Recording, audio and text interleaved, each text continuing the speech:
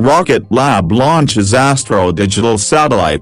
A Rocket Lab Electron rocket launched a single CubeSat for Astro Digital October 16, placing the satellite into a much higher orbit than previous Electron launches.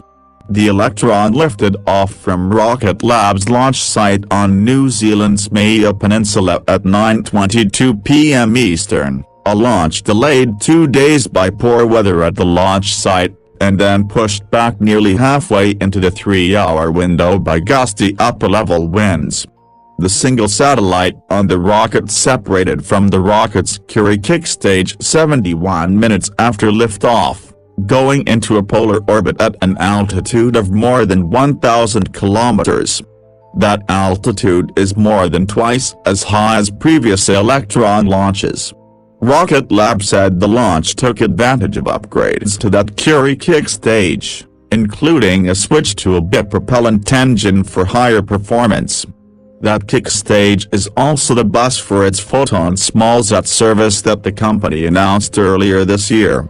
That satellite, Palisade, is a 16U CubeSat built by Astro Digital that is intended to demonstrate a satellite platform known as Corvus. The California company, originally focused on developing its own satellites for Earth imaging applications, is now offering broader smallsat manufacturing and mission design services. Palisade will test satellite propulsion and next-generation communication systems, as well as third-party flight control software.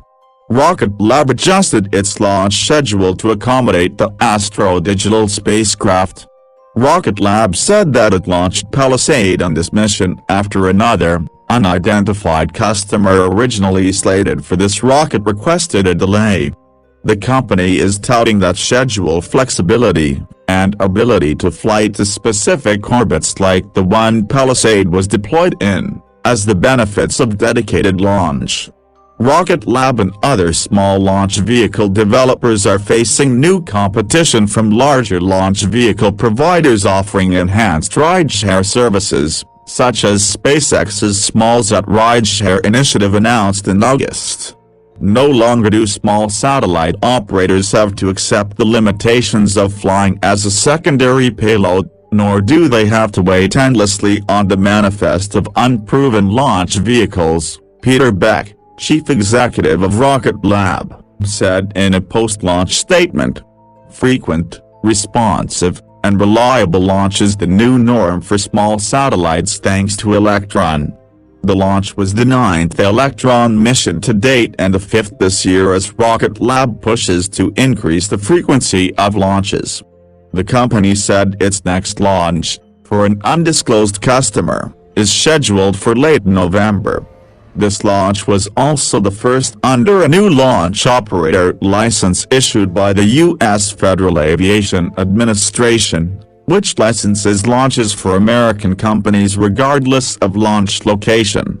The 5-year license, dated October 9, allows Rocket Lab to carry out a series of missions without the need to obtain a separate launch license for each one, provided the launch fits within parameters outlined in the license such as launch site and azimuth. That new license offers a streamlined path to orbit for our customers, the company said in an October 10 statement.